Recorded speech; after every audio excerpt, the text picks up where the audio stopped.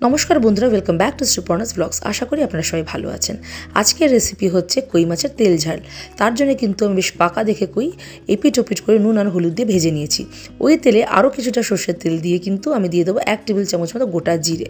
গোটা জিরেটা নাড়াচাড়া করে গন্ধ ছাড়িয়ে দিয়ে দিচ্ছি 1 টেবিল চামচ মতো থেতো করে রাখা কাঁচা লঙ্কা আর আদা বাটা। আমি কিন্তু এখানে থেতো করে দেওয়াটি পছন্দ করি।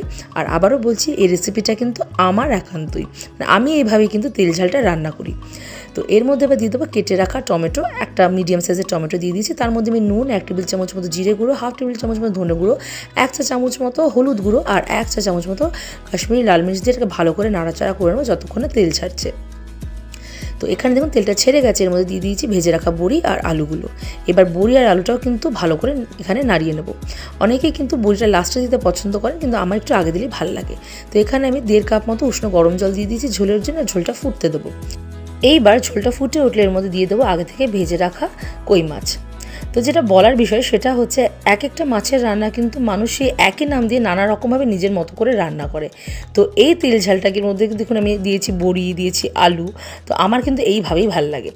তো ঝোলও ফুটে গেছে, সাইড দিয়ে তেলও ছেড়ে গেছে, দিয়ে দিয়েছি কিছু চেরা কাঁচা লঙ্কা।